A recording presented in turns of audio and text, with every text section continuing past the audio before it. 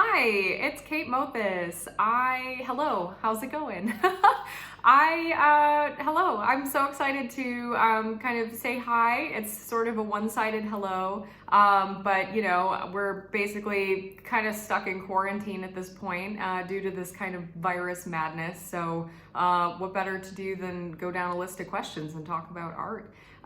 So I am currently in Edinburgh, Scotland. I just got here a couple days ago, so it's kind of funny because I was planning on coming here, and I did my master's degree in art history here, which was 6 years ago already.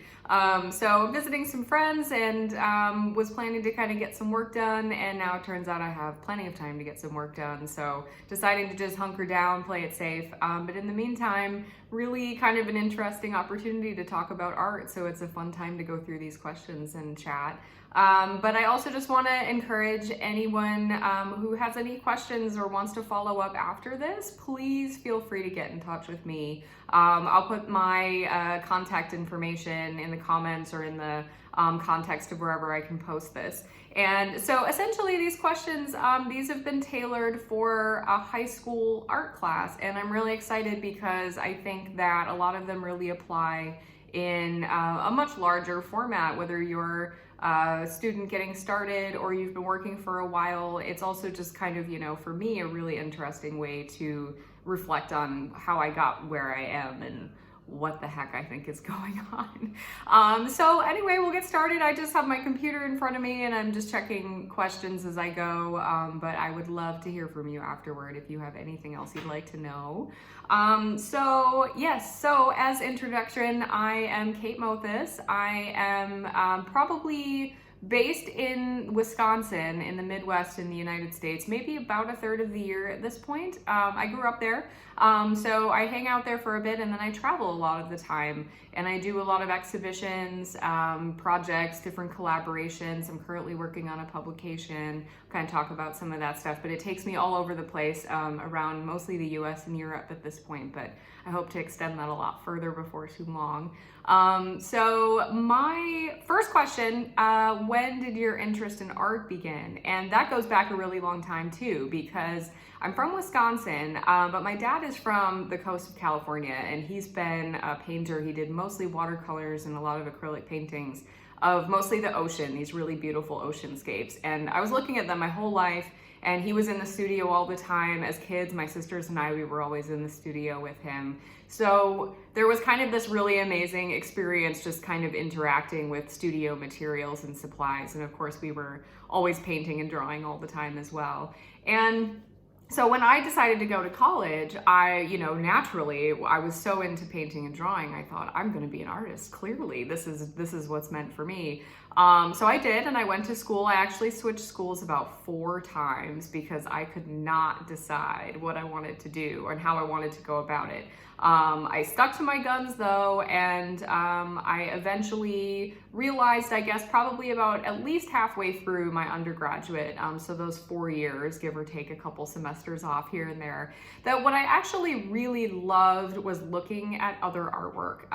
Through the programs, I was required to take some art history classes, which I had never done before I got to college. So I just discovered how much I really loved talking and reading about artwork, and it just felt frustrating trying to make my own. I wasn't really sure where to go with it. So I just sort of, I wouldn't say I put it on hold, but I just maybe found something else that carried my passions a little bit more. So I graduated with an undergraduate. My bachelor's degree is in art history. And then a few years later, after kind of taking a break from school and figuring out kind of what path I wanted to continue to take, I realized that I still really loved art history. So I went to the University of Edinburgh in Scotland, which is in the city where I am at right now. And I did a year-long program there, also in art history. And what was funny about that is that it was very, very, what you might call academic. It was a lot of research. I was in the library a lot, kind of struggling to figure out what era, what movement, what type of art I was even really all that interested in. It was almost like everything was interesting and I couldn't really narrow it down to what was really speaking to me. And at that time, contemporary art, anything kind of that was being made currently, being shown in galleries right now, I just had no idea, none at all. I did not know how to talk about it. I was massively intimidated going into galleries. And partly because I didn't know how to talk about it, and I was really worried about people feeling like, you know, I was stupid because I didn't know what it meant. And that's a really tough thing, and I think a lot of people feel that. So I challenged myself a few years ago to just sort of start a blog and to start kind of going through ideas about what I really thought about it. Even if I didn't really know what I was talking about, the thing was, it was for me. And if anybody else saw it, that was kind of cool too, but no, I don't think anybody else really saw it to begin with. So I was just kind of sharing some ideas, just writing things down on paper and trying to figure out how I needed to talk about it. And in college, I think, and in any sort of academic writing, you're always focusing on these very scholarly or smart ways of talking about things, being kind of intellectual. And I realized I just needed to figure out a way that it made sense for me. So I then ended up moving back home to Wisconsin and didn't really know what to do after that. I didn't go get a museum job right away or anything with my degree. So I kept going with the blog just to kind of keep my kind of finger on the pulse of what was going on. And at that time, I also started an Instagram account. And I think that was maybe the pivotal moment. That was the thing that led me to everything that I'm doing now, is being able to finally connect with other people, namely a ton of artists and galleries and even collectors and other curators around the world, gradually building that over time and really sticking with it. That's been really the entire reason that any projects or collaborations have come up. So it's been an interesting journey, but at the same time, I kind of feel like it just happened and it continues to feel new. Every couple of months I'll be doing something completely new and different. So it's really exciting. So anyway, long story short, my interest in art went back quite a long time, but it certainly has changed shape a number of times. So next question was, tell us a little bit about how your project started. I guess I kind of touched on that with the blog. It started, I guess, out of frustration. And I think maybe that's the biggest thing, is that my philosophy, perhaps, which I've only realized after doing things for a while, or maybe my way of operating, is that if I feel like I hit a roadblock, if I hit a wall and I feel frustrated and I don't know what to do, that frustration pushes me to find a solution to something. If things are just sort of handed to you, I feel like, okay, that's the way things are done and that's fine. But if there's a problem, it's almost like that moment is speaking to you or to me, and even in ways you might not understand, in a way to use that as an opportunity to really build something new for yourself, whether it means just figuring out a way to kind of get through one particular aspect of a project. Maybe it means you're, kind of finishing a couple of paintings for a little show you want to do, or you're trying to start like a brand new publication, for example, or a platform, or you're trying to kind of rally people together in a community for some reason. Sometimes it's just that there's a need at a certain time, and to meet that need, you need to figure out what you need to do to get there. So for me, it was kind of a matter of needing to connect with people. I just really needed that community super badly. At a certain time, I just felt like I didn't have anybody to talk to about things that I was really interested in. So I, maybe in a very roundabout way, and without realizing I was even doing it, I just kind of utilized social media, anything online that I could possibly get to in terms of websites and sharing links and resources with people, and basically naturally built up a really big network of a lot of amazing people. So it's been pretty awesome to kind of see that grow. It's not always been easy, but I think the weird part for me is that I never really went into any of this, and I continue to sort of not have a plan. Only recently, I think, I'm about to launch with a collaborator, this wonderful designer, Vicky Vanyenpop in Montreal. we're working on a magazine project that that's something that we need to plan out, months, if not a year or two in advance, in order to kind of consider what we're going to be featuring in the magazine. And that's maybe the first time where I've ever thought, okay, in like a year, I want something to be like this, or I want to be in this place. Because up until now, it's been just kind of a ride. I've just sort of figured out what I needed to do as I went.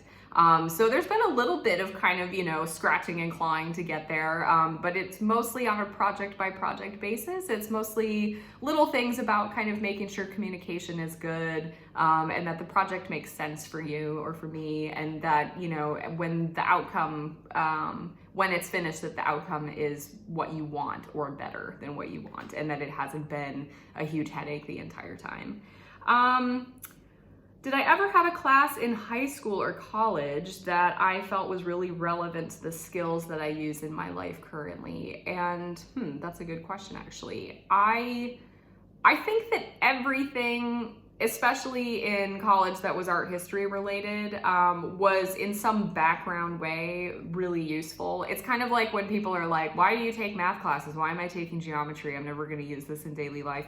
I think in some cases it's just a matter of the reasoning that you're doing behind it. In those classes, there's just information that you're absorbing that you don't consciously realize you're absorbing sometimes. And I'm always kind of astonished at the weird knowledge that'll pop back up in my mind when I'm, writing about an artist who's maybe making, paintings right now, but I'll find myself thinking about something that I studied in a Renaissance art class, that some symbolism or a definition of something really applies to what I'm talking about now. And without that background knowledge, it wouldn't, I wouldn't see things the same way. I wouldn't be able to have that context. So it's really exciting, I think, to kind of think about how those sort of invisible connections happen.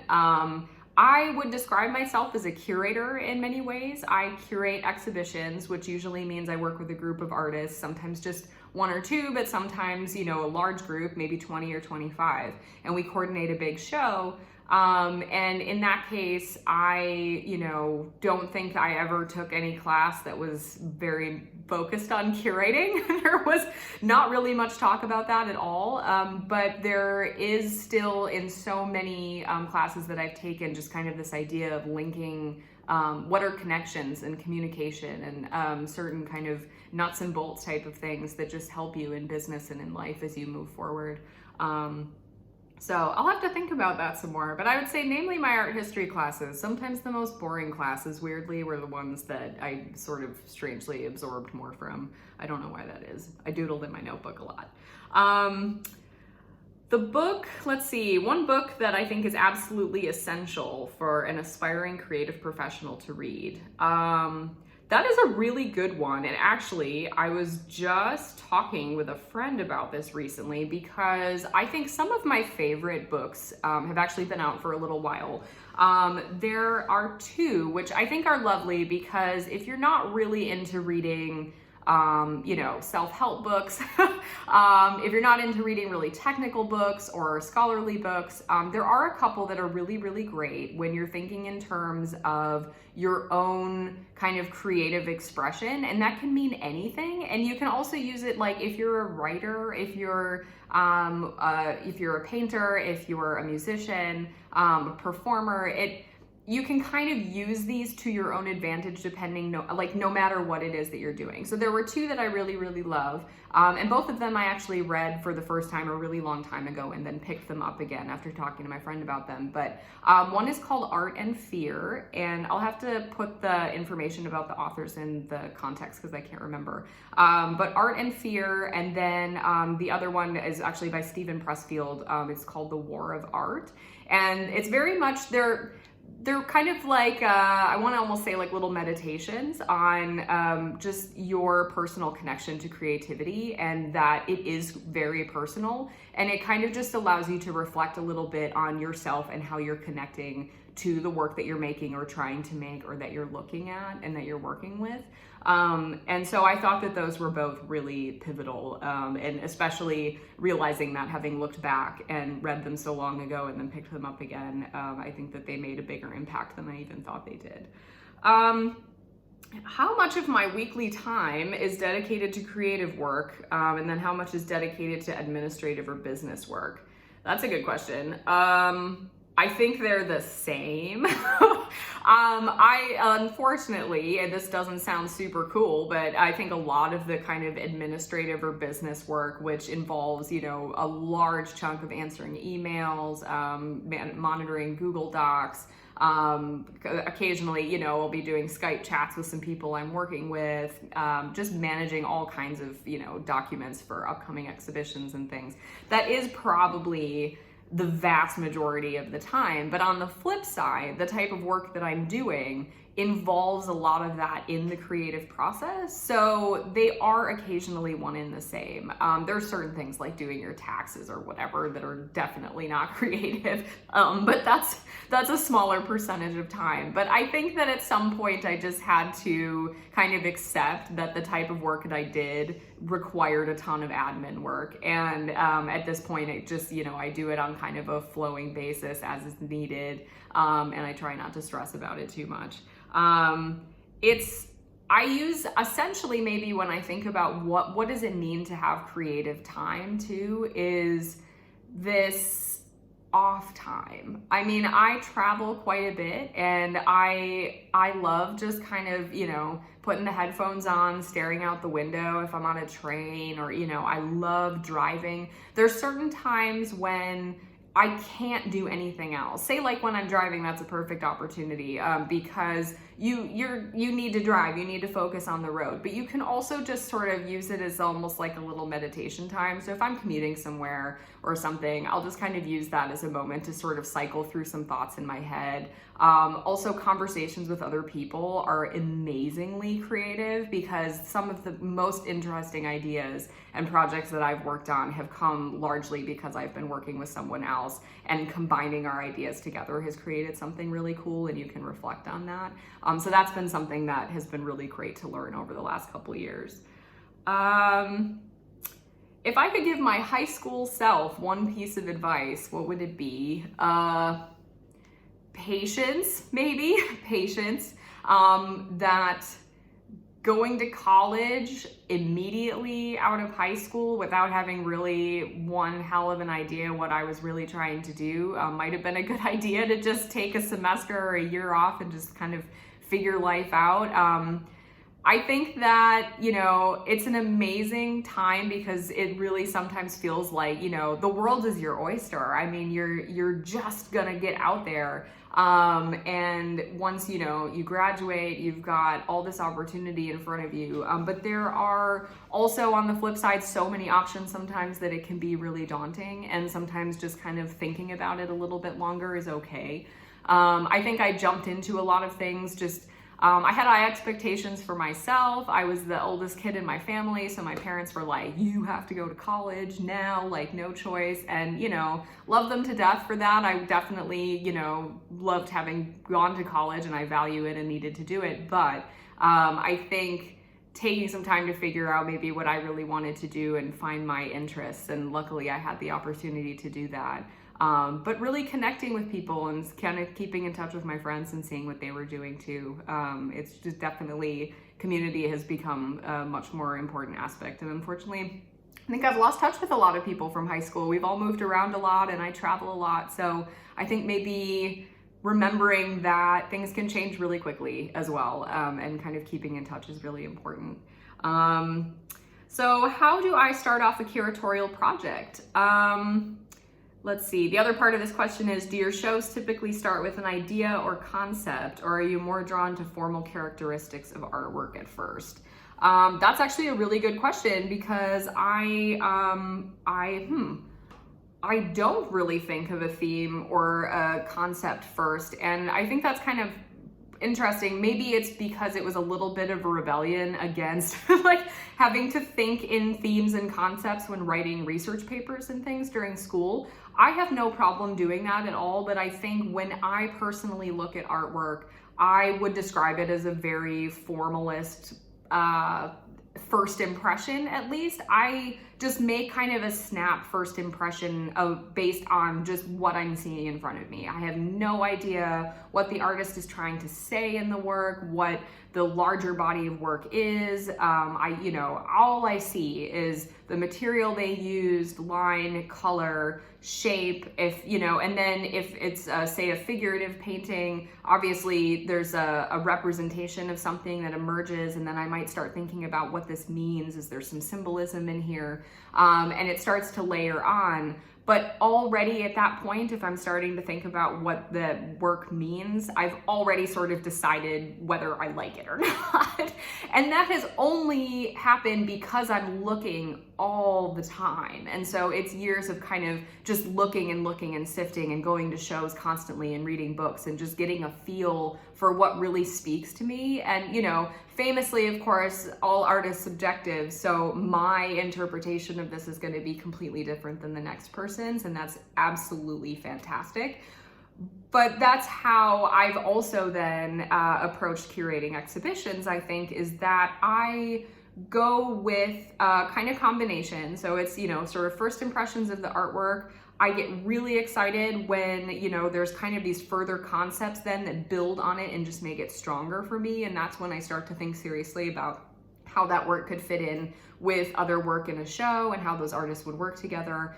But then, themes end up developing through that. So there always is a theme at the end, but I don't start with it, because I think maybe my philosophy along the way also has been to really allow artists to work within their own parameters rather than me trying to set the parameters and just select people or certain types of their work to fit something that I've concocted. I have mixed feelings about that. I think it can be done really well. It's just not the way that I've been able to operate. So when I try to do that, it feels really false.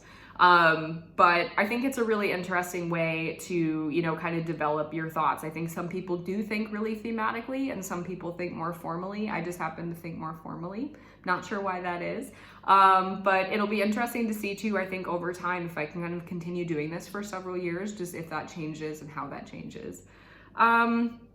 How do I find the right venue for shows to curate? That's kind of cool, actually, because they come from all over the place. And a lot of them, kind of like I mentioned before, collaborations and conversations, they just come up sometimes. I might meet someone, we have a great, meeting over coffee, and then it turns out they know someone who has a space, and it turns out that that works really well because I was thinking of doing this particular project and that space would be perfect.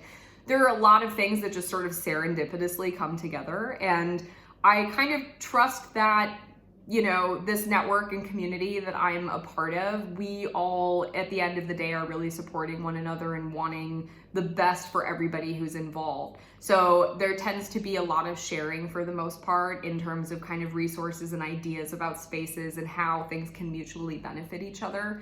I find that the best spaces and the best opportunities tend to be the ones where, it's absolutely kind of a two-way street, which is, like any really good business or creative collaboration, everybody's getting something really cool out of it. So maybe a gallery space, they're looking for something a little bit different. They're trying to expose some new work to their collector base perhaps, and then maybe I happen to have access to a network that they, think would be really, really great to work with as well. And on the flip side, then I can utilize a wonderful space, be connected to their client base, and we can kind of, have a dialogue around that. So that's really exciting. But sometimes it's like, it might not be a commercial gallery where they're trying to sell work. It could be a small museum. I've done a couple, like nonprofit gallery spaces. I've done a couple of my own kind of pop-up exhibitions, which just happened to be in retail spaces that were empty and available and looked cool.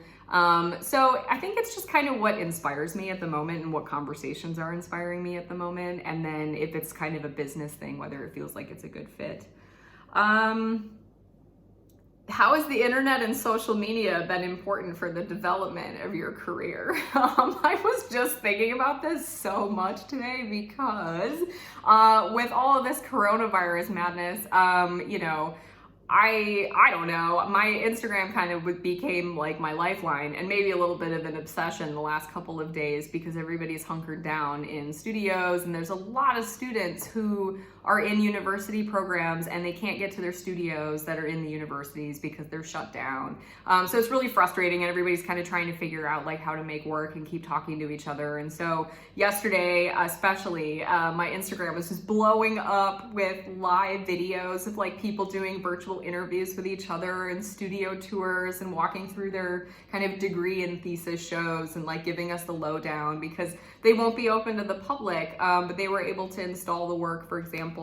And then, so that to me really, just, it totally summarized like how and why I started and continue to do this, I think, is because the ability to connect with people is so powerful. And, you know, for a really long time, I was like, I'd roll my eyes and be like, oh, whatever, Instagram, like, you know, I use it. It's kind of silly that that's like the central nucleus part of everything that I do. But I've really come to believe that it's not just, you know, an additional extra thing that's just part of, you know, my curatorial work or anything. That it's so important to have these connections. And I think that our current ability to have a virtual connection with anybody in the world practically at any given time is just astonishing. And the amount of projects that come out of it are super amazing too. Conversations, critical discussion. And it has built everything that I've worked on or helped to build it. So I'm just really actually quite grateful that it exists. I think that's really lucky. And it takes a lot of time. I spend a ton of time. I do sometimes try to look at it as work. So I will shut it down at a certain point and just not look at my phone for a few hours during the day, because it can turn into a bit of a rabbit hole. But for the most part, I think for me, it's always been a very positive tool. So I don't get sucked into much negative crap, I guess. So it never really gets me down in that way. It's always really positive. It's more, if anything, it's just the quantity of information that can sometimes be overwhelming. But I would not be doing what I'm doing without social media for sure, let alone the internet. My favorite movie, I don't know. I do not know. I'm gonna have to think about that one. Do you have any moments of extreme doubt or crisis in your pursuit of a creative lifestyle? If so, how do you find the courage to carry on? Okay, so doubt is no joke. I have moments of, I don't want to say crippling doubt, but like, I don't know what it is. Every once in a while, like every couple months or so, I'll just like, nothing might have even happened. There might be nothing going on that's causing this, but I'll just suddenly be like, I just don't think this is working anymore. I don't know why I'm doing this. What is the purpose of this? You know, do people even really care?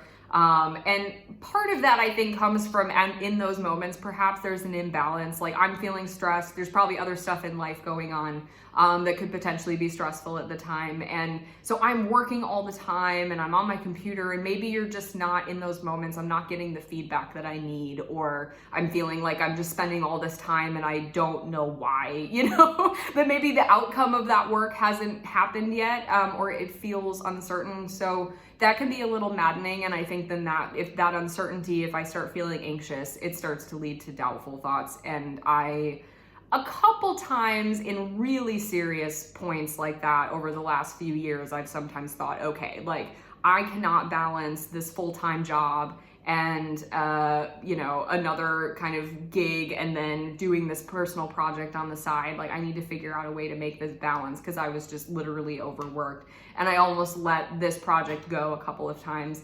But in those moments, in those really pivotal moments, I was sort of like, you know what, I'm gonna have to let go of the job because I'll get another day job. I'll just take a pay cut, whatever. But my creative work suddenly in those moments came into focus as being the thing that I needed to do, because without it, I wasn't honestly sure who I was or what I was doing, because everything around it is something, I guess, at this point that I've built up myself and have, you know, it's like complete ownership of it, and everything and everyone that I'm you know, kind of with and a part of the entire time. If I lost that, it would just be horrible. So I think I try to break it down sometimes if I'm feeling really doubtful about whether something's working, is to try to figure out, is it just this project, or is it just this, you know, person maybe that I'm having an issue communicating with? Is it a deadline that's maybe just too tight and I just need to ask for an extension? I think in some of those cases, there's just things you can do to really make it a little bit easier on yourself. At some point, those feelings always pass, because at the end of the day, I know that I'm really, really in this for the long haul, and that may look different in a couple years, but the train's just gonna keep rolling. So yeah, that's the biggest thing, I guess, is to just kind of keep it steady. What ideas or projects keep you wanting to push forward? And do I have any projects in progress? I have a couple projects usually. So Young Space, which is yngspc.com, that has been essentially the blog, and it's grown and changed a little bit over the years, but I share interviews on that. And that's kind of a way for me to sort of kind of, I don't know, stay connected, just kind of like keep, it's submission based, so artists can submit their work to me anytime, and that's how I learn about a lot of things going on. So I'm always kind of cataloging information and keeping work in mind. So if I'm working on shows in the future, that's a really good place to kind of archive that information. But currently my kind of really big project going forward is this magazine, which I mentioned earlier. It's called Dovetail, and the first issue is going to be released in the summertime. And it's very much kind of taking off from a lot of the elements that Young Space has gotten me really excited about over the years in terms of contemporary art, talking to people about the art, but also about, you know, different things that really closely relate to contemporary art and things that so-called fit nicely with contemporary art. So we're calling it Dovetail because it's kind of like a dovetail joint in woodworking where things just sort of fit perfectly together. So it'll include a lot of things like architecture, design, photography, interior design, you know, all kinds of things. And so I'm really looking forward to that because it's going to really diversify just what I'm able to kind of look at and talk about, but also just touch on a ton of other things that I'm interested in that, you know, I want to share with others as well. And last question. Have you ever had a job in a creative field that turned out to be much different than you thought it would be in a positive or negative way? This is good, actually, because the job, one job that I was alluding to earlier, that was stressful as like a day job or a full-time job that I needed to let go, happened to be a job that I thought was the one that I had been working toward the entire time that I was in school. So, you know, I mentioned I did art history degree. I have my master's in art history. At some point I was like, at some point I was quite certain I was going to go get my PhD in art history so that I could then go be a professor, or ideally, you know, I thought as I got into curating, I'm like, I'll go curate for a university gallery or, you know, some sort of institutional museum gallery situation. And so I was at home a couple years ago, and a local university, a state school, needed an interim curator just for a year. Their previous one had left, and in a pinch, they were like, oh my gosh, you happen to be in the area. You know, that's really perfect. We need somebody who can kind of fill in for a year. So I jumped at it. I needed a little bit of a change of pace, but at that point, I'd been working on Young Space for just a couple of years and had curated a few shows and was really excited about it, and thought, okay, this is what I've been working toward this entire time. I've been building my resume. I can curate shows. I can manage exhibitions. I can work with interns. I can manage a collection.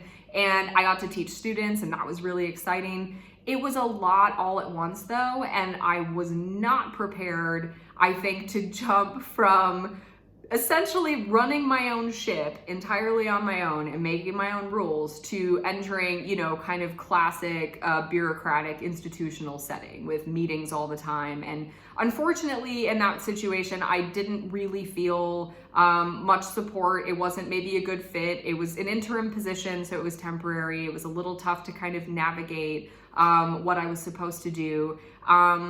And unfortunately, it was way more stressful than it was productive, I think. And the thing that was really tough to get over was the fact that even if some things were very specific to that particular job at that time, I also realized that I thought that's what I wanted, but I didn't. And so what it taught me was that I really was just like, I needed to focus on the stuff that I was really passionate about. And I pivoted pretty seriously into doing my own personal work at that point.